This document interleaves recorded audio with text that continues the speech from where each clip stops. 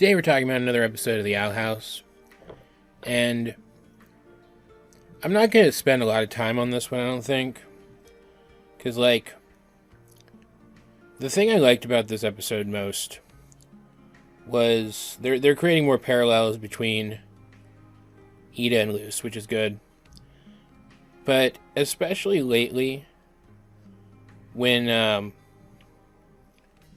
the show's been better about giving us the bigger stakes of what Belos is planning. Like mentioning the Day of Unity again, making it absolutely obvious that this is going to be a thing that affects everybody. It's not just like, oh, this is going to carry through and affect the Earth or something. This is something that's going to affect all the people of the Boiling Isles too, showing us how much control he has over them just via his popularity. The people genuinely like him and think that he's genuinely done good for them. They don't understand that he has taken away their freedoms. Like, that's all big and scary. But this episode showed us a little bit more of the smaller personal stakes, personal dangers of Belos' society. And it did so through Amity, of course, since Amity has the strict parents who are connected to Belos through their business aims.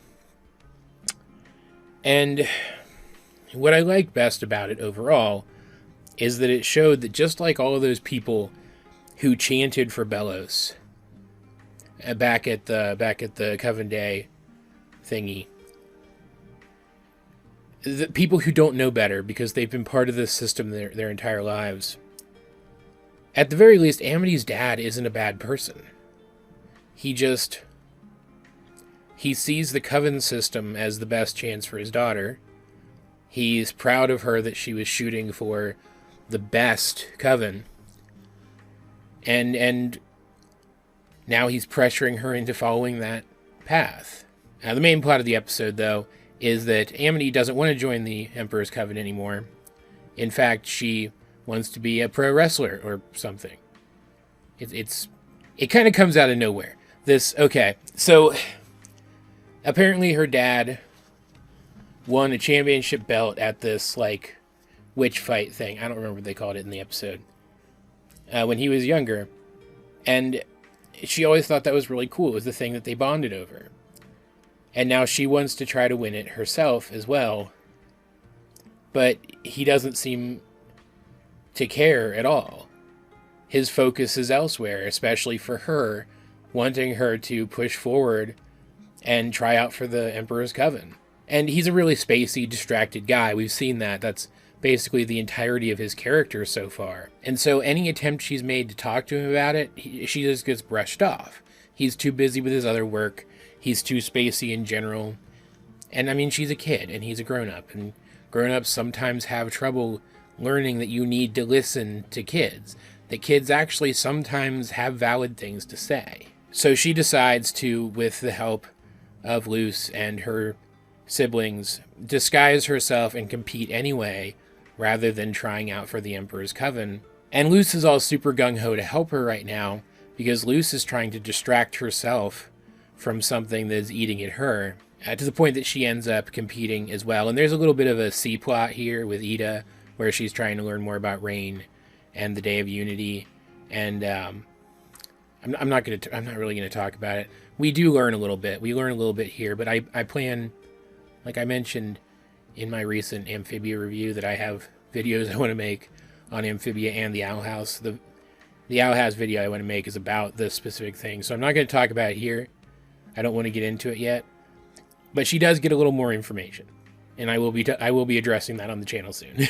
There was also, I guess, technically a D-plot of Boy's sibling, whose real name I do know, I just think it's funnier to call him Boy's sibling, learning that he likes different kinds of magic than he thought by helping Ida, which I thought was pretty cool and kind of tied back to the whole themes of the episode, though it didn't really develop much here. But the B-plot really interested me because Luce, she comes off like just regular Luce, more or less, but she's trying so hard to distract herself from this thing, and it leads to a little bit of conflict between her and Amity. She's fighting so hard not to deal with it that she ends up lying about something, and then she refuses to say why. And it created a really cool parallel.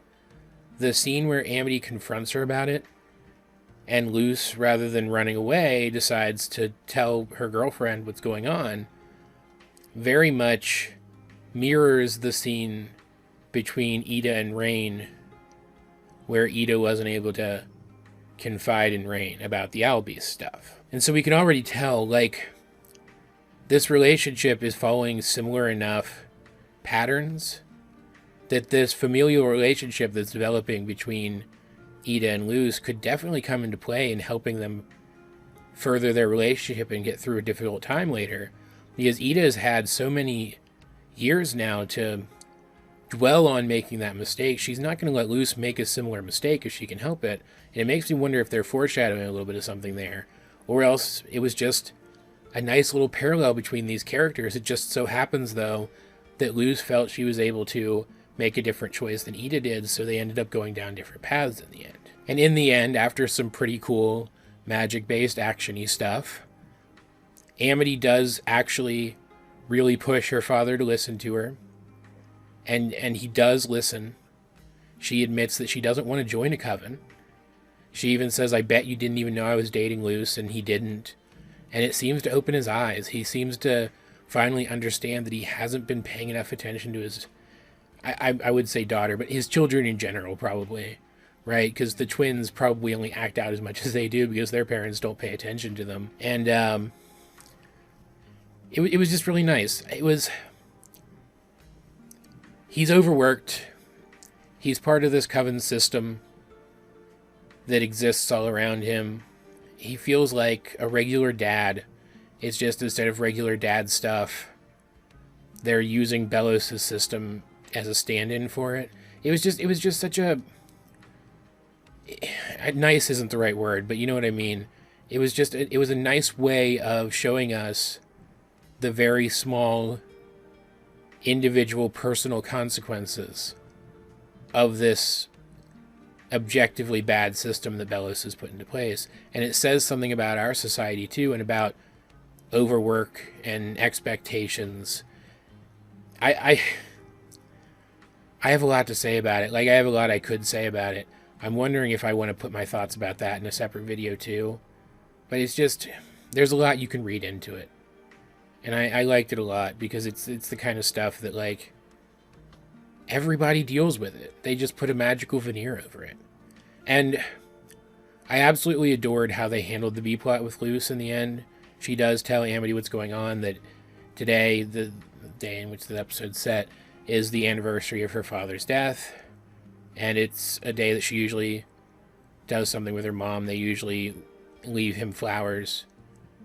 And she can't do that this year, so she was trying to just avoid it entirely to avoid the pain of that. So Amity goes and picks flowers with her, and they send them up into the air, symbolically sending them off to the human world for her father. And it was very sweet. It actually brought a little bit of a tear to my eye. It was just such a sweet scene. These two characters have so much chemistry with each other. They're just a great couple, and I love it. Every time we see how healthy their relationship is, and how patient they are with each other, and open they are with each other, and willing to open up more if they're not being open enough. It's a relationship that is healthy, rather than being made unhealthy for drama's sake, and yet there's still drama. Their relationship is still suitable for giving us dramatic stakes. I just really like it a lot. This wasn't like as landmark an episode. That's why I've only talked about it for about 10 minutes now. It wasn't as landmark an episode as some of the most recent ones. But, like, I don't know. I just loved the homey vibe of this one. And I say that in an episode where they basically did like a professional wrestling tournament. And yet the vibe that I take away from it is the wholesomeness of this interaction between these two people, and the interaction between Amity and her father. That's just this show in a nutshell, though. It could do all of this stuff so well. It's just really great. Like, I know because they air at basically the same time that this and Amphibia get compared a lot. And I still think Amphibia is the show I like more personally, but I do think this is a better show. The relationship stuff in it is just really good. All of that said, though, guys, what did you think of...